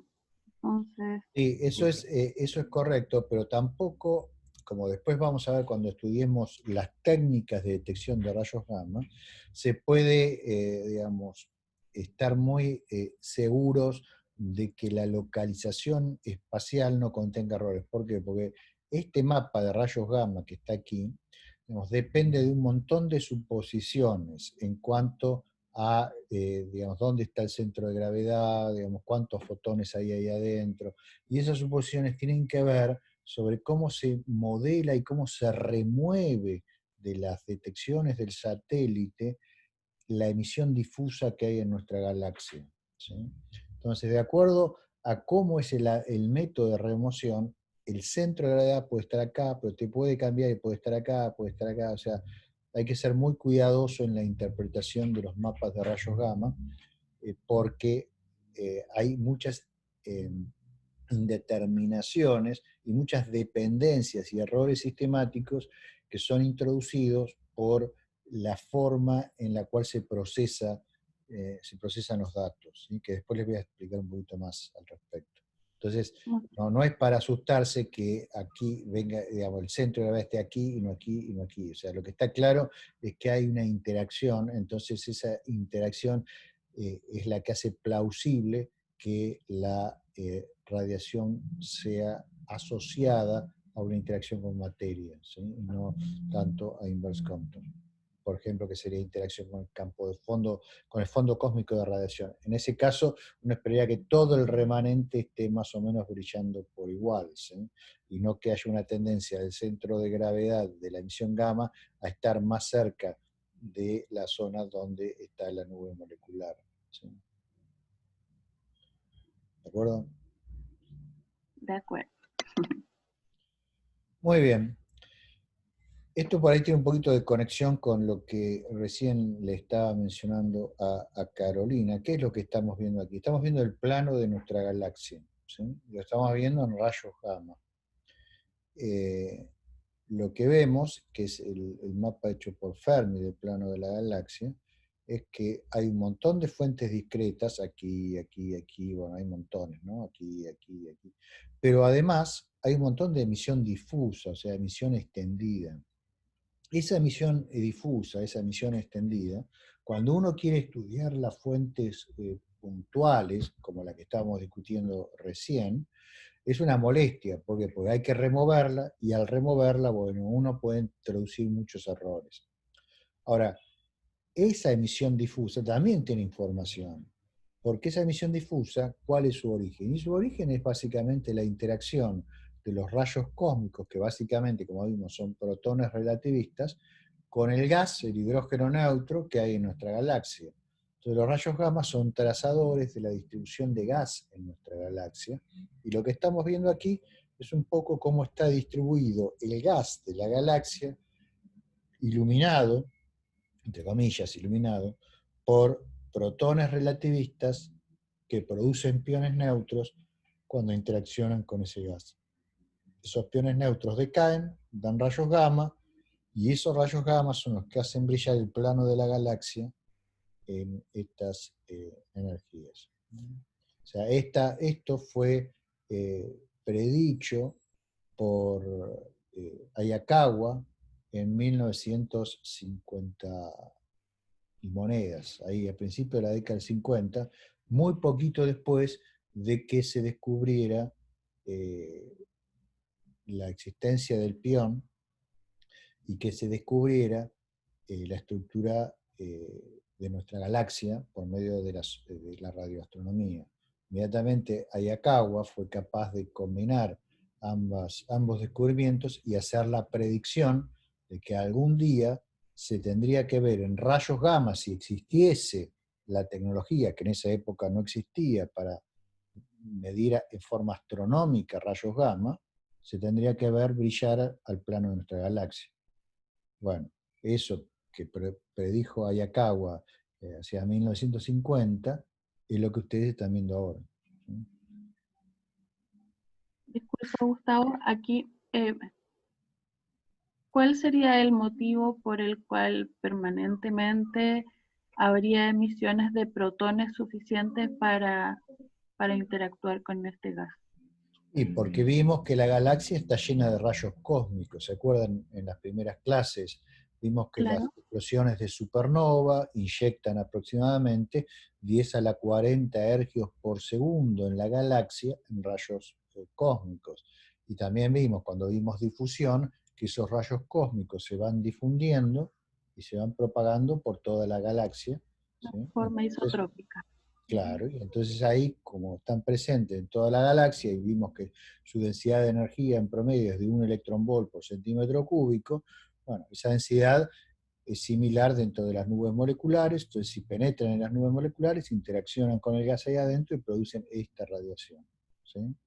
Hay toda, digamos, un mundo para estudiar en cómo es que los rayos cósmicos penetran las nubes moleculares, porque obviamente las nubes moleculares tienen características específicas, por ejemplo, el campo magnético adentro, por ahí es más intenso que el campo magnético afuera de la nube molecular, porque cuando la nube molecular colapsa arrastra el campo magnético, entonces la densidad de energía es mayor, entonces eso produce un cierto apantallamiento a la penetración de los rayos cósmicos, puede modificar el espectro, puede haber turbulencia, eso tiene efectos, también puede haber reaceleración de rayos cósmicos. Entonces, todo el estudio de la interacción de los rayos cósmicos con las nubes moleculares es un tema en sí mismo muy interesante, ¿sí? El coeficiente de difusión cambia dentro de la nube respecto de lo que vale afuera de la nube, la velocidad de propagación de los rayos cósmicos también cambia, etc. Hay todo un Sí, mundo a estudiar ahí, sí. eso es un poco lo que me llama la atención porque esta foto es más o menos lo permanente, esto no varía, es más o menos como la foto de la radiación de fondo cósmico que es así. Esto varía, pero sobre escalas de tiempo que no son humanas. Y lo mismo pasa con la penetración de rayos cósmicos dentro de una nube. O sea, un tamaño de una nube molecular puede ser 10, 15, 20, 100 parsecs. ¿Sí? 100 parsecs son 300 años luz. O sea, para que eso varíe, las escalas de tiempo son ya mayores que las de una vida humana. Entonces, eh, esto, digamos, la estructura difusa en rayos gamma de la galaxia, si bien cambia, cambia muy lentamente como para que si vos haces observaciones separadas unos pocos años haya alguna diferencia. Sí, por supuesto, va a haber diferencias y puede ser que sean muy importantes en las fuentes discretas, en las fuentes más chiquitas, que son mucho más compactas y por lo tanto pueden cambiar sobre escalas de tiempo mucho más cortas. ¿Sí? Sí. Bueno, muy bien. Aquí les muestro, con un poquito más de detalle y con los datos más recientes, el plano de nuestra galaxia, tal como es visto ahora a energías un poco más altas que las de Fermi. Las de Fermi, que eran las anteriores, eran energías hasta 100 gigaelectronvolts. Ahora vemos de 100 gigaelectronvolts para arriba, ¿sí? O sea, estamos viendo datos obtenidos por GES, que es el High Energy Stereoscopic System, que opera en Namibia, arreglo de telescopios Cherenkov para rayos gamma de alta energía, HEGRA, que era uno más pequeño que estaba en las Islas Canarias, y Veritas, que es uno que está en los Estados Unidos. Entonces, de nuevo, acá hay una superposición de dos cosas. Lo que está en azul, que están viendo ustedes, es un mapa del gas difuso, ¿sí? Que se determina en la galaxia por medio de mediciones del CO. ¿Sí? O sea, lo que está en azul es gas. Y lo que está aquí recuadrado en estas cajas está ampliado aquí. ¿Sí? Y esto sí es emisión en rayos gamma. ¿Sí? Emisión en rayos gamma. Y esto que está aquí abajo es la exposición a los rayos gamma. O sea, no es que uno está observando todo el cielo todo el tiempo, sino que uno apunta a este punto y observa una cierta cantidad de horas, ¿sí? Estas son los números de horas que está observado cada punto del cielo. O sea, los más claritos fueron observados 300 horas. O sea, aquí el telescopio se apuntó y observó 300 horas. ¿Qué quiere decir eso? Que si vengo aquí, tengo un nivel de detalle que no tengo si vengo aquí donde, por ejemplo, la exposición parece ser del orden de menos de 10 horas. ¿Sí? Entonces aquí, si vienen aquí, tengo menos detalle. Eso también hay que tenerlo en cuenta cuando uno hace un análisis de la emisión en gamma, que la exposición es importante. Es como cuando uno saca una foto. Si uno saca una foto de larga exposición, va a tener mucho más fotones. Imagínense que usted saca una foto de noche. ¿Sí? Saca una foto de noche y tiene una exposición muy corta, en el fondo no se va a ver gran cosa, se van a hacer unas luces por ahí. Ahora, si hacen una larga exposición, por ahí les queda una foto fabulosa de la ciudad, digamos, con todos los edificios, con las luces prendidas, todo bárbaro se ve, pero bueno, eso por ahí tuvo una exposición larga, ¿sí? Bueno, en rayo gamma es lo mismo. Entonces, bueno, aquí lo que ven es el detalle de cómo es el plano, y ven que hay una gran cantidad de fuentes compactas, y también hay otras fuentes que son más extendidas, ¿sí? Bueno, eso es un poco lo que veíamos también a energías más bajas. Pero a energías más bajas, la componente difusa era mucho más importante, ¿sí? Aquí la componente, digamos, de altas energías se manifiesta más cerca de las fuentes, entonces por eso siempre es más compacta. ¿Por qué? Y porque cuando los rayos cósmicos se van propagando, también se van enfriando, y entonces cuanto más lejos nos vamos de la fuente, menos energía van a tener. Y aquí lo que tienen es un análisis de estas fuentes que aparecen aquí en el plano, más o menos como a qué corresponden, ¿sí? Entonces tenemos que 12 de ellas son nebulosas alrededor de púlsares, que hemos mencionado en el pasado y discutimos en detalle cuando hablamos de la nebulosa del Cangrejo. 8 son fuentes compuestas, ¿sí? Que tienen más de una componente. Otras 8 son remanentes de supernova. Hay 3 que son binarias que emiten en rayos gamma. Después hay 11 que no están asociadas a nada y que no se sabe qué son. Y hay 36 para las cuales se han propuesto algunos posibles candidatos, pero nadie está muy seguro si efectivamente son esos los que están emitiendo los rayos gamma o no. O sea que si ustedes miran este chart, la conclusión es que en realidad no sabemos qué son la mayor parte de las fuentes de rayos gamma que hay en el cielo, por lo menos en nuestra galaxia, ¿sí? Entonces, eso significa que aquellos de ustedes que les interese trabajar en estos temas tienen un montón de trabajo para hacer. Veamos otras situaciones en las cuales es posible producir rayos gamma por interacciones PP, ¿sí? Una situación concebible que fue propuesta por mí mismo, en este caso con estudiantes, con una estudiante que tenía en ese momento que se llama Marina Kaufman, y con algunos colaboradores, es la siguiente. En algún momento yo ya les he mencionado que es un microcuásar, es un sistema binario formado por un agujero negro y una estrella que proporciona materia que cae sobre el agujero negro. O sea, el agujero negro básicamente se está comiendo la estrella, la materia de la estrella va a parar al agujero negro formando un disco, y en el proceso de formación del disco y de acreción sobre el objeto compacto se generan un par de chorros de plasma relativista que se llaman jets. Bueno, hay razones para pensar que esos jets tienen protones relativistas. Entonces, el viento que producen las estrellas, ustedes saben, por ejemplo, ya les conté que el Sol, por ejemplo, produce un viento, y ustedes recordarán cómo vimos cómo ese viento magnetizado interactúa con la Tierra y produce reconexión magnética, ¿sí? Bueno, las estrellas de gran masa, las estrellas que son de tipo temprano y son muy brillantes, tienen una luminosidad muy grande y producen un viento que es muy poderoso. Ese viento puede tener velocidades de miles de kilómetros por segundo, mucho más importante que la velocidad del viento del Sol. Y esos vientos son proclives a sufrir inestabilidades de tipo térmico, ¿sí? Que hace que unas partes del viento se enfríen más rápido que otras, y eso termina produciendo una especie de grumos. O sea, el viento no es homogéneo, sino que está formado como por grumos, es clumpy, como se dice en inglés. Entonces, una forma de visualizar el viento es como está en este gráfico, que es del trabajo original nuestro del año 2003, donde está la estrella, este es el agujero negro con el disco de acreción, los jets, y este es el viento que tiene estos brumos o clumps, ¿sí?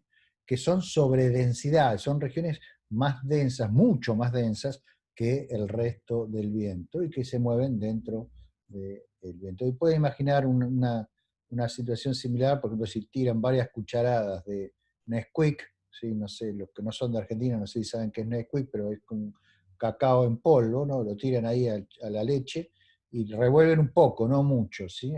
Entonces, cuando lo miran, van a ver que ahí, dando vuelta, hay todas como pelotitas, ¿sí? Bueno, esas pelotitas son como unos brumos, y es una situación similar a esta, ¿sí? Ahora, esos brumos tienen momento lineal y, digamos, básicamente son como una pelota que puede entrar dentro del el jet, ¿sí? Esa sobredensidad, esa materia que entra del jet, queda después expuesta al impacto de los protones relativistas que se mueven por el jet, ¿sí? Y eso puede producir radiación gamma, ¿sí? Entonces, bueno, estos son algunos de los espectros en rayos gamma que propusimos que se producirían en este tipo de sistemas mucho tiempo atrás, ¿no es cierto? Y esto, bueno, para suerte nuestra, ha sido observado en algunos sistemas, como por ejemplo Cygnus X3, ¿sí? Este tipo de radiación. Es interesante también estudiar cómo es la física de la interacción de estos brumos con el jet, ¿sí? Porque en el fondo acá están dibujados como pelotitas que entran adentro y reciben el impacto de los protones relativistas, pero en realidad son fenómenos hidrodinámicos, ¿no? En realidad magnetohidrodinámicos. Pero se pueden tratar en primera aproximación como hidrodinámicos. Entonces, por ejemplo, un par de buenos amigos míos, que son Manel Perucho y Valentí Bosch Ramón, han hecho simulaciones del impacto de estos brumos en un jet relativista a distintas distancias de la base del jet que estaría por aquí, ¿sí? Aquí tienen distancia, este es el jet, ¿lo ven aquí? Y estas cosas amarillas son los brumos. Pero los brumos no son pelotas sólidas, sino que también están formados con gas con una mayor densidad. Entonces, cuando interactúan con el jet, se producen ondas de choque, se produce deformación tanto del jet como de los brumos. Entonces, fíjense la situación, lo que sucede. Si ustedes están en la base del jet se va expandiendo, ¿no? En la base del jet, el jet es mucho más denso, y la interacción del brumo puede resultar, como ven ustedes, en una perturbación, pero que termina con la destrucción del brumo. Fíjense, el tiempo avanza si nos movemos para abajo de esta imagen hacia esta de acá, ¿no? Entonces, estos brumos están tratando de penetrar. Este y este, los dos primeros, son básicamente disueltos por el jet, ¿sí? Si bien se produce una onda de choque. Fíjense que claramente acá en la simulación numérica se ve la onda de choque, ¿la ven? Del segundo brumo. El primero básicamente es destruido en el borde del jet y no produce grandes perturbaciones en el jet. Básicamente produce un reflujo de materia hacia afuera. El segundo ya penetra en el jet un poco, es destruido, pero produce una onda de choque que la ven acá, ¿sí? Y el tercero, que está a una distancia un poco más grande, logra penetrar y se mantiene más o menos con su forma ya dentro del jet, y puede dar lugar a este tipo de fenómenos como el que predijimos 10 años antes de que se hicieran estas simulaciones. Entonces, fíjense que el problema es complejo, porque también implica estudiar a qué altura se producen las interacciones, y son muy diferentes si se producen en la base del jet que a una cierta distancia, etcétera, etcétera, etcétera. Pero es todo un cuadro, digamos, interesante, en el cual estamos viendo interacción de protones relativistas con materia. Gustavo, lo de Perucho es simulación. Esto es una simulación numérica, sí, con supercomputadora, así es. Sí, si recuerdo bien, estas simulaciones deben haber sido hechas con Mare Nostrum, que es la supercomputadora europea que está en Barcelona. Interesante. Bueno, muy bien. Esto creo que es suficiente para interacciones de protones con protones. Ustedes en los trabajos prácticos seguramente los van a hacer calcular estas cosas. Ahora ya estamos, son las 18:05, o sea que tendría que terminar la clase. El siguiente tema es estudiar protones con algunas otras cosas. Entonces voy a discutir un poquito protón con antiprotón, y también voy a discutir qué pasa cuando un pión interactúa con un protón y algunas cosas más. Pero si les parece, dejamos aquí, porque ya es la hora, y si tienen alguna pregunta final, se las respondo.